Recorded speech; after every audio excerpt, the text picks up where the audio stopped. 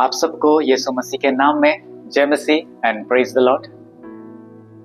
गवाही TV channel में आपका स्वागत है। और ये ऐसा मंच है जो परमेश्वर ने आपके जीवन में और लोगों के जीवन में जो अद्भुत काम किया, लोगों के जीवन को जो बदला है, यीशु मसीह कैसा लोगों के जीवन में अद्भुत काम किया है, उस अद्भुत कामों को इस मंच में हम लाने की कोशिश में है। और हमारे गेस्ट के तौर पे हमारे बीच में पास्टर जी हमारे बीच में उपस्थित है और आज अपना कीमती समय यहाँ देने के लिए हम आपका विशेष धन्यवाद देना चाहते हैं। और आपको जय मसीह। जय मसीह। और आपका गवाही को जो परमेश्वर ने अद्भुत काम किया है, उस गवाही को आज हम सुनना चाहेंगे। और इससे पहले हम गवाही में आगे जाए, एक बात को हम बताना चाहते हैं कि आप भी अगर अपनी गवाही को शेयर करना चाहते हैं हमारे इस मंच के द्वारा, तो दी हुई जितने भी कॉन्टैक्ट नंबर से या हमारे ये इस चैनल को, गवाही टीवी चैनल को आप लाइक कर सकते हैं, सब्सक्राइब कर सकते हैं, कमेंट भी कर सकते हैं। और हमने कुछ नंबर्स भी इसमें हमने सबटाइटल में दिया है, आप इसे जरूर नोट कर सकते हैं और आप हमें कांटेक्ट कर सकते हैं। तो आइए प्रियो, आज की गवाही को हम सुनेंगे। हमारे बीच में गेस्ट के तौर पे हमारे पास्टर विजय कुमार जी हमारे बीच में है, हम उनका स्वागत करते हैं। और आप अपने परिचय देंगे तो बहुत अच्छा होगा। जी, थैंक यू। और मैं गवाही टीवी का भी धन्यवाद करता हूँ, इस चैनल का, और ब्रदर नॉमिनेट का भी धन्यवाद करता हूँ इस सुंदर मौके के लिए जो उन्होंने मुझे दिया कि मैं इस मंच के द्वारा अपनी गवाही को आप तक पहुँचाऊँ। मेरा नाम एस विजय कुमार है। मैं मुख्य तौर पर छत्तीसगढ़ का रहने वाला हूँ, लेकिन परमेश्वर ने जब मुझे देहरादून के लिए बुलाहट दिया तब मैं देहरादून में आकर सेवा करना मैंने शुरू किया। सन 2010 से मैं यहाँ पर सेवारत हूँ और शालोम प्रेयर हाउस मिनिस्ट्री में मैं रहकर एक पासबान के तौर पर सेवा करता हूं। और मैं प्रभु का धन्यवाद करता हूं इस सेवा के लिए जो परमेश्वर ने मुझे दिया है।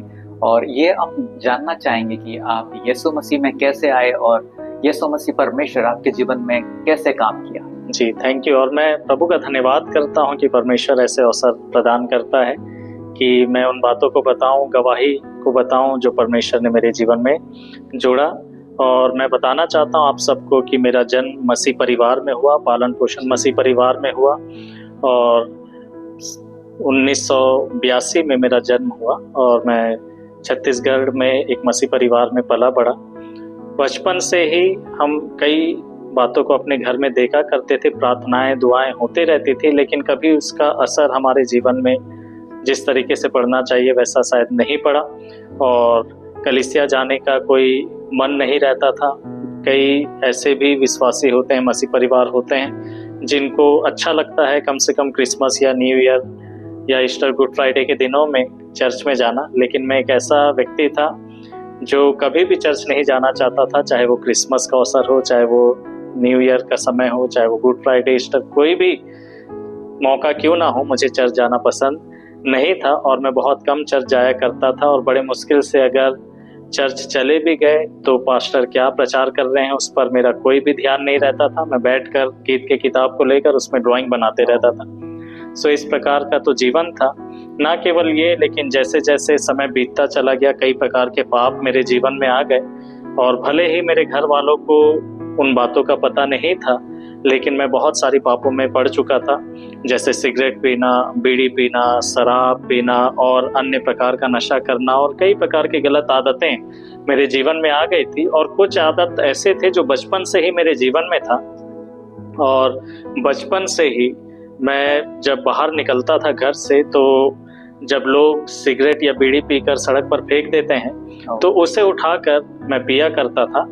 और इसी तरीके से जब मम्मी पापा अगर घर से बाहर जाते थे, रेलवे कॉलोनी में हम रहा करते थे और हम लोग कुल 4 भाई हैं, और मम्मी पापा जब बाहर पड़ोस में या कहीं मिलने के लिए रिश्तेदारों के घर में जाया करते थे, तो वो बहुत अच्छा मौका होता था मेरे लिए कि मैं किसी भी प्रकार का जो पाप गलत काम मुझे करना है मैं उसे करूं।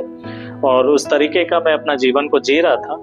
और स्कूल के दिनों में जैसे जैसे वक्त बीतता चला गया, क्लास बढ़ते चले गए, उम्र और बढ़ता चला गया, तो और भी नाना प्रकार के पाप मेरे जीवन में आ गए। मैं अपने दोस्तों के साथ मिलकर शराब पीता, और जो ट्यूशन टीचर थे उनके साथ मिलकर शराब पीता और कई प्रकार के गलत काम करते, और हम इधर उधर जाकर भी कई सारे गलत कामों को हम किया करते थे। तो इस प्रकार का एक पापमय जीवन में जी रहा था। और उन्हीं दिनों में जब मैं कॉलेज में पहुंचा और कॉलेज में मैं बीकॉम फर्स्ट ईयर मैंने समाप्त किया, पूरा किया, और सेकेंड ईयर की तैयारी कर रहा था। उस समय गर्मियों की छुट्टी थी और मैं इस इंतज़ार में था कि जब मैं सेकेंड ईयर ज्वाइन करूंगा, कॉलेज में जाऊंगा, दोस्तों के साथ मिलकर हम लोग योजनाओं को बना रहे थे कि हम किस प्रकार की बदमाशियां करेंगे और क्या क्या हम करेंगे आगे, और ये सब हम योजनाओं को बना रहे थे। लेकिन उसी दौरान गर्मियों की छुट्टी में एक महीना करीब मैंने एक आवाज़ सुनना शुरू किया। मुझे आवाज़ सुनाई देता था, लेकिन वो व्यक्ति कौन है जो मुझसे बात कर रहा है, वो व्यक्ति मुझे दिखाई नहीं देता था। और वो आवाज़ मुझसे इस प्रकार से कह रही होती थी, मन फिरा, अपने पापों से पश्चाताप कर, क्योंकि जो संसार से प्यार करता है उसमें परमेश्वर का प्रेम नहीं है। और मुझे वो व्यक्ति दिखाई नहीं देता था जो मुझसे बातें कर रहा है। और ऐसा नहीं है कि ये आवाज़ मेरे मन में आ रही है या अंदर ऐसे ही धीमी कोई आवाज़ मैं सुन रहा हूँ, ऐसा नहीं था। ये आवाज़ मुझे स्पष्ट सुनाई देती थी और मेरे कानों में आती थी। ऐसा लगता था कि जैसे मानो कोई वहाँ पर मौजूद है और मुझसे वो बातें कर रहा है।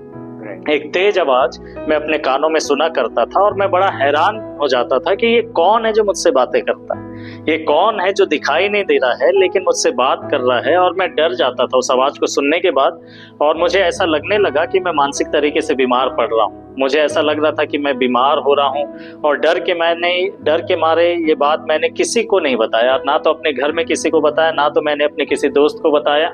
ये बात सिर्फ मेरे तक थी। और ये आवाज़ मुझे कभी भी आ जाता था, अगर मैं घर में अकेले में बैठा हूँ, अचानक से वो आवाज़ मुझे सुनाई देगा और किसी को सुनाई नहीं देगा, सिर्फ मुझे वो आवाज़ सुनाई देता था। मैं अपने दोस्तों के साथ घूम रहा हूँ, तभी भी अचानक से वो आवाज़ मेरे कानों में आ जाता। मैं कहीं अकेले बैठा हूँ, अचानक से आवाज़ आ जाता।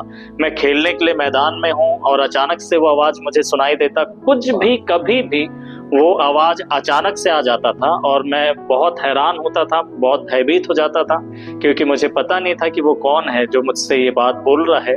और बस एक ही आवाज़, मन फिरा, अपने पापों से पश्चाताप कर, क्योंकि जो संसार से प्यार करता है उसमें परमेश्वर का प्रेम नहीं है। इसी दौरान ऐसा हुआ कि जो मेरा छोटा भाई था उसका जीवन बदल गया। उसने यीशु मसीह को जान लिया और उद्धारकर्ता करके ग्रहण कर लिया, और वो एक कलीसिया में जाना उसने शुरू कर दिया था।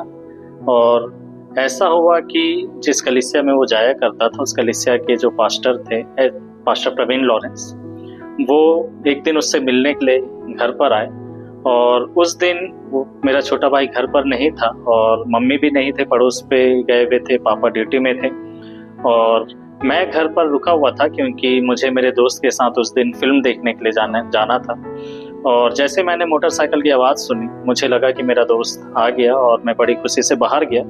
लेकिन मैं हैरान हो गया ये देखकर कि वहाँ पर पास्टर प्रवीण लॉरेंस आए हुए हैं, और मैं मन ही मन उनके ऊपर बहुत क्रोधित होने लगा। मैं उन्हें मन में कोसने लगा और काफ़ी सारी बातें बोलने लगा मन ही मन में। इसको अभी आना था, ये अभी आ गया, कोई और समय नहीं मिला, अभी मुझे फिल्म देखने के लिए जाना था और ये इस समय में आ गया।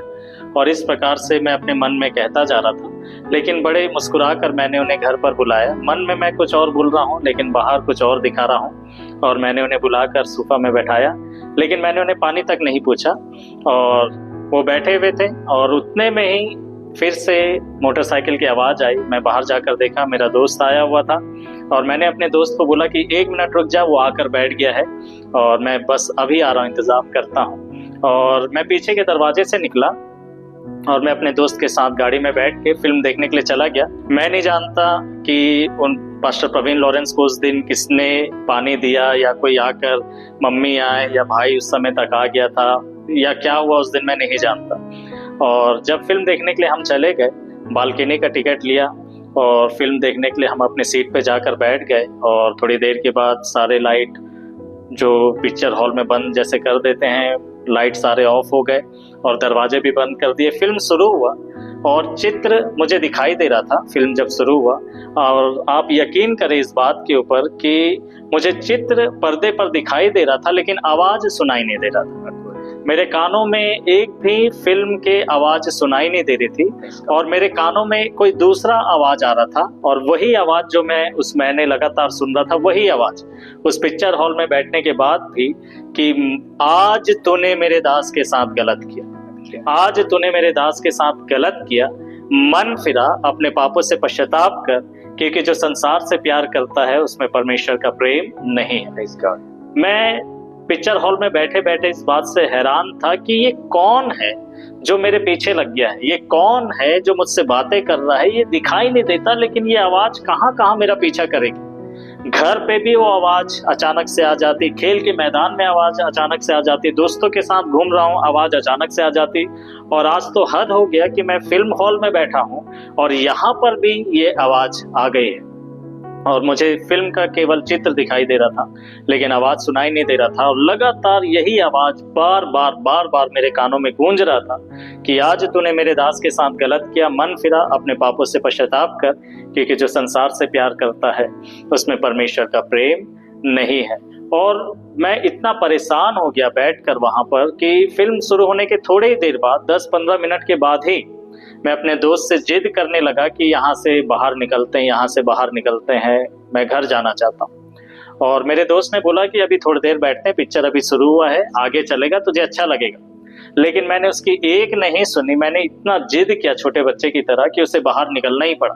हम दोनों फिल्म हॉल से बाहर आ गए और हमारी आदत थी कि जैसे ही कोई पिक्चर देखकर हम निकलते थे फिल्म हॉल से तो हम शराब पीने के लिए, बियर पीने के लिए हम बार में चले जाया करते थे।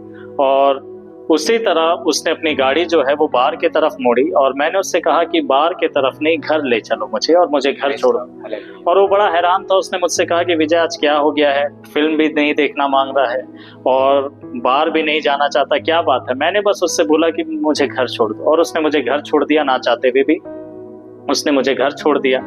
और इन्हीं दिनों में जो छोटा भाई जो मेरा है वो जिस कलीसिया में जाया करता था, चर्च ऑफ गॉड, जो चरोदा में मौजूद है, जिसके पास्टर प्रवीण लॉरेंस हैं, और उस कलीसिया से कुछ नौजवान हमारे घर में शनिवार के दिन में प्रार्थना करने के लिए इकट्ठा हुआ करते थे। और एक शनिवार को उन्हीं दिनों में जब वो प्रार्थना में बैठने वाले थे, मेरे छोटे भाई ने मुझसे पूछ लिया कि क्या तू प्रार्थना में बैठेगा हमारे साथ। और मैं आज भी कहता हूं कि मैंने गलती से, ना चाहते हुए मैंने हाँ बोला था। मेरी कोई रुचि नहीं थी प्रार्थना में बैठने का, जरा भी रुचि नहीं था। पता नहीं मैंने क्यों हाँ बोल दिया और कैसे हाँ बोल दिया। और जब मैं उनके साथ बैठा कमरे में, उन्होंने दरवाजे बंद कर दिए, नीचे बैठकर वो गीत गाने लगे, आराधना करने लगे, घुटनों पर आकर, हाथों को उठाकर, ताली बजाकर। और मैं उनका चेहरा देखकर मैं अपने मन में ये सोच रहा था कि ये क्या तमाशा कर रहे हैं, क्या नाटक कर रहे हैं, क्या घुटनों पर आ गए, क्या हाथ उठा रहे हैं, क्या तालियां बजा रहे हैं। उसमें से एक भी गीत मुझे नहीं आता था। भले ही मैं मसीह परिवार में पला बड़ा, लेकिन उसमें से एक भी गीत मुझे नहीं आता था। और जब वो आराधना कर रहे थे, मैंने ऐसा सोचा कि मैं फंस गया हूँ यहाँ पर बैठकर, मुझे यहाँ से निकल जाना चाहिए। और फिर मैं अपने मन में सोचने लगा कि अगर मैं यहाँ से निकलूंगा, दरवाजा खोलूंगा, दरवाजे का आवाज आएगा, इनको पता चल जाएगा। और ऐसी बातें सोचकर मैं मन मारकर वहां पर बैठा रहा। और मैं अपने मन में ये सोचकर बैठ गया कि आज मैं गलती से बैठ गया हूँ, दोबारा ये गलती अपनी जिंदगी में कभी भी नहीं करूंगा। ये लोग अगर कभी भी मुझसे बोलेंगे कि प्रार्थना में बैठेगा क्या, मैं आगे से ना बोल दूंगा, बिल्कुल मना कर दूंगा। और इस तरीके से सोचकर मैं बैठा रहा।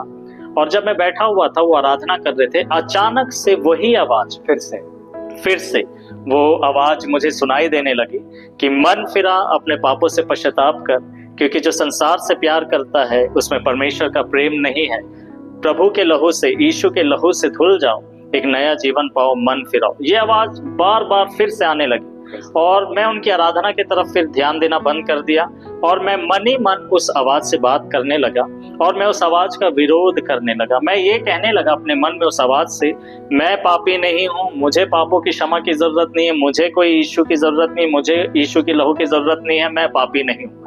और ये मैं प्रत्युत्तर में अपने मन में उस आवाज को जवाब दे रहा हूँ। और वो आवाज बार बार मुझसे बात कर रही है और बार बार वही एक बात कह रही है, मन फिरा, अपने पापों से पश्चाताप कर, क्योंकि जो संसार से प्यार करता है उसमें परमेश्वर का प्रेम नहीं है। और मैं सोचता हूँ कि करीब 40 मिनट तक ऐसे ही चलता रहा। वो आवाज मुझसे बात करते रही और मैं अपने मन में उस आवाज के विरोध में ये बार बार कहता रहा कि मैं पापी नहीं हूँ, मुझे कोई पश्चाताप की जरूरत नहीं है, मुझे कोई यीशु और उसके लहू की जरूरत नहीं है। लेकिन करीब 40 मिनट हो जाने के बाद उस आवाज में इतनी सामर्थ्य थी, मैं आपको बताना चाहता हूँ, इतना अद्भुत सामर्थ्य था। अचानक से मुझे मेरे सारे पाप दिखाई देने लगे हर एक वह काम जो मुझे पाप नहीं लगता था, पाप की तरह दिखाई देने लगा और मेरे अंदर मैं महसूस करने लगा कि मैं पापी हूँ और मैंने पाप किया है। और मैं ऊंची आवाज में परमेश्वर के सामने दुहाई देने लगा और मैं प्रार्थना करने लगा जोर जोर से कि प्रभु मैंने पाप किया है, मैं पापी हूँ, मुझे मेरे पापों को क्षमा कर, मेरे पापों से मुझे छुटकारा दे। हर एक वह पाप जो मैंने अपनी जिंदगी में किए, चाहे अकेले में किए, गुप्त में किए, दोस्तों के साथ मिलकर के, किसी के विरोध में किए, माता पिता के विरोध में किए, किसी भी प्रकार का वो पाप जो मैंने अपनी जिंदगी में किया था, प्रभु मुझे उन सब के लिए माफ कर दे और मुझे अपने लहू से धो दो और मुझे नया इंसान बना दो। प्रभु आप मेरे जीवन में आ जाइए। मुझे ये प्रार्थना किसी ने नहीं सिखाया था कि ये ऐसी प्रार्थना करनी चाहिए, पता नहीं वो अपने ही आप मेरे अंदर से निकला और मैंने वो प्रार्थना की, पश्चाताप की। और जैसे ही मैंने प्रार्थना किया, तुरंत वो प्रार्थना खत्म होने के बाद मैंने महसूस किया कि कुछ बोझ मेरे जिंदगी से हट गया है और एक हल्कापन और एक आनंद जो अंदर से बह बह कर आ रहा है और एक शांति जो वर्णन से बाहर है, एक नए जन्म का एहसास। मुझे लगा कि मैं नया हो गया हूँ, मैं बदल गया हूँ, कुछ तो मेरी जिंदगी में हुआ है, मेरे पाप क्षमा हो गए हैं और मैं एक आज़ादी को महसूस कर रहा था और मैं जान गया कि मेरे पाप क्षमा हो गए।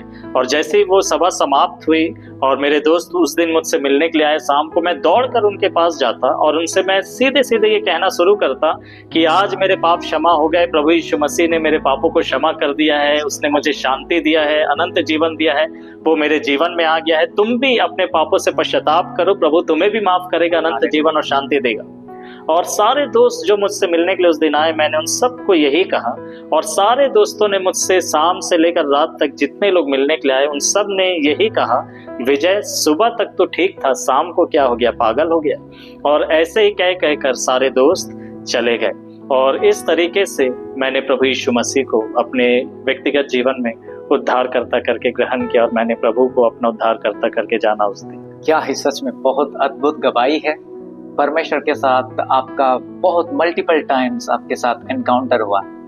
परमेश्वर, इस बात से, आपकी गवाही से एक बात को हम सीखते हैं कि परमेश्वर जिन्हें चुनता है, परमेश्वर उसे नहीं छोड़ता है। और वो केवल अगर किसी को परमेश्वर चुनता है तो सिर्फ वो चुनने के लिए नहीं, उसके जीवन केवल बदलने के लिए नहीं, लेकिन उसको इस्तेमाल करने के लिए, जैसे हम पास्टर जी की गवाही से हमने सुना है। तो इस बात को भी और हम जानना चाहते हैं कि आप सेवकाई में आखिर कैसे आए, मिनिस्ट्री में। जी, ये भी बहुत अद्भुत है और परमेश्वर ने बहुत अद्भुत तरीके से सेवकाई के लिए बुलाहट दिया, क्योंकि जीवन बदलने के बाद मेरी ये इच्छा थी कि मैं कोई जॉब करूं, गवर्नमेंट जॉब करूं और सरकारी नौकरी के साथ साथ जब कभी भी मुझे समय मिलेगा तो मैं सुसमाचार प्रचारक की तरह मैं प्रभु की सेवा करूंगा। ये मेरी चाहत थी, ये मेरी इच्छा थी। और इन्हीं दिनों में मैं रेलवे की कोचिंग भी कर रहा था और बहुत सारे जो जॉब के लिए मैं प्रयास कर रहा था, एग्जाम्स में लिखा करता था।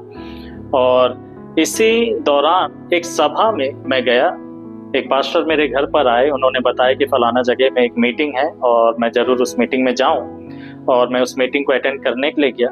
और जब जो प्रचारक थे वो हिंदी में प्रचार नहीं कर रहे थे, किसी दूसरे भाषा में वो प्रचार कर रहे थे, लेकिन अनुवादक जो थे वो हिंदी में अनुवाद कर रहे थे। जब सभा समाप्त हो गई तो मैं उस हॉल से बाहर जब निकल ही रहा था, प्रचारक का आवाज मैंने सुना और अनुवादक ने मुझे आवाज दिया, बोला भाई सुनिए। और मैं दरवाजे से पलटा उनके तरफ देखने के लिए और मैंने उनसे पूछा कि क्या आप मुझे बुला रहे हैं?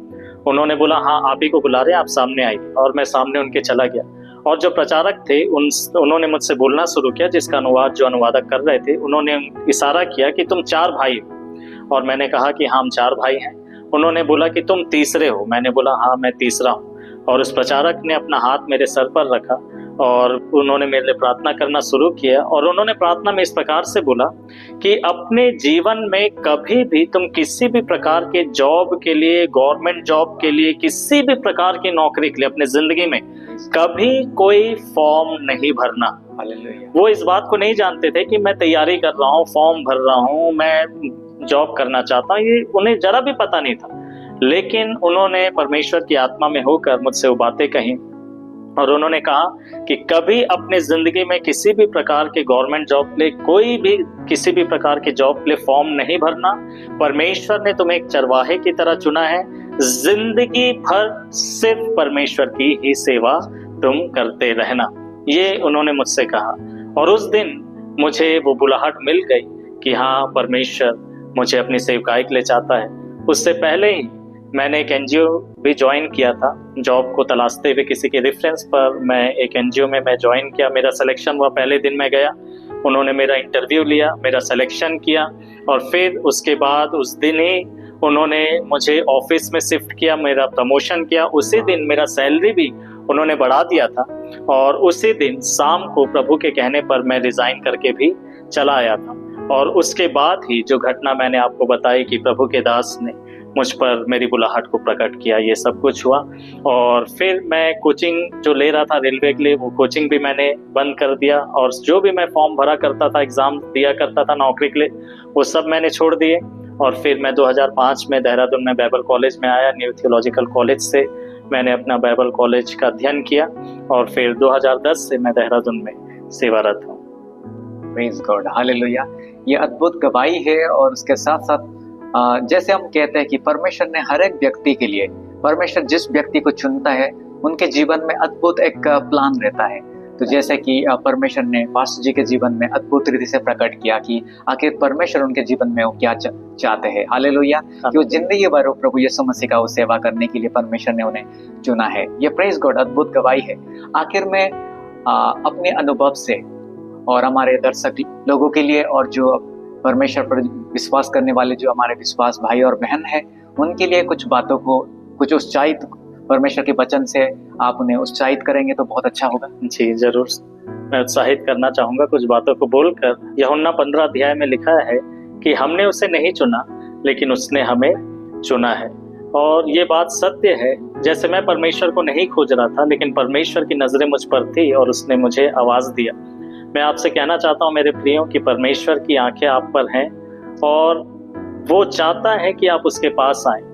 और आपकी जिंदगी कैसे भी क्यों ना हो, आपके जिंदगी में पाप कितने भी ज्यादा हो, आपने कैसे भी पाप क्यों ना किए हो, मैं आपसे कहना चाहता हूँ कि परमेश्वर आपसे प्यार करता है और वो आपके पापों को माफ करना चाहता है। अगर आप उसके पास आ जाएं और अपने पापों को मान ले, जैसे यूहन्ना की पहली पत्री में लिखा है कि यदि हम अपने पापों को उसके सामने मान लें तो वो अपने लहू से हमें धोकर साफ, शुद्ध और पवित्र करने के लिए धर्मी और विश्वास योग्य है। सो परमेश्वर आपसे प्यार करता है, परमेश्वर इंतजार कर रहा है कि आप उसके पास आएं और ये जाने कि परमेश्वर के पास आपके लिए एक बहुत बड़ी योजना है। जैसे परमेश्वर ने अपनी योजना को मुझ पर प्रकट किया, मेरे प्रियो परमेश्वर अपनी योजना को आप पर भी प्रकट करना चाहता है ताकि आप परमेश्वर की उस महान और भली योजना को जो उसने आपके लिए बनाया है, आप उसे जाने और उस योजना को आप पूरा कर पाए। मैं आपसे कहना चाहता हूँ प्रभु बहुत अच्छा है, वो आपसे प्यार करता है, वो आपके लिए भला है और वो आपकी जिंदगी में बड़ी भलाई करना चाहता है। आप उसके पास आएं और आप उसी के साथ बने रहें। परमेश्वर आपको आशीष दे। धन्यवाद पास्टर जी आपका। फिर से एक बार सच में प्रियो, अगर आप अपने जीवन में आपका बेटा, आपका बेटी, आपके प्रियजनों के लिए प्रार्थना करते होंगे कि उनका जीवन बदल जाए, हो सकता है वो गलत संगति में है, उनका जीवन नहीं बदल रहा है, उनका विश्वास प्रभु में नहीं है, तो लेकिन आज मैं आप लोगों को कहना चाहता हूं, अगर परमेश्वर पास्टर जी के जिंदगी को पूरे रीति से बदल दिया और अपने राज्य के लिए उनको इस्तेमाल कर रहे हैं, वैसे ही आपका बेटा और जिनके लिए भी आप प्रार्थना करते हैं, यकीन करिए, भरोसा करिए परमेश्वर पर, परमेश्वर आपके जीवन को भी जरूर बदलेगा। और आप जिस व्यक्ति के लिए भी आप प्रार्थना करते हैं, आप उस व्यक्ति को यीशु मसीह के हाथ में दे दीजिए। विश्वास करिए, जरूर एक ना एक दिन उनका जीवन भी बदलेगा और एक समय आएगा वो लोग भी परमेश्वर की महिमा के लिए और सबकी आत्मिक उन्नति के लिए वो भी गवाही देंगे। Hallelujah, hallelujah. और अंत में और एक चीज को हम बताना चाहेंगे, हमारे जो ये YouTube चैनल जो गवाही टीवी के नाम से है, आप इसे जरूर से लाइक करिएगा, कमेंट करिएगा, सब्सक्राइब भी करिए। और अगर आप अपने गवाही को भी अगर आप हमारे बीच में आप शेयर करना चाहते हैं तो आप हमें कांटेक्ट कर सकते हैं और अगले एपिसोड में दोबारा हम सबकी मुलाकात होगी। हम प्रार्थना करते हैं कि परमेश्वर आप सबको सही सलामत रखे, अच्छे स्वास्थ्य दे, लंबी उम्र दे और परमेश्वर अपनी महिमा के लिए हम सबको लगातार इस्तेमाल करे। आप सबको जय मसीह।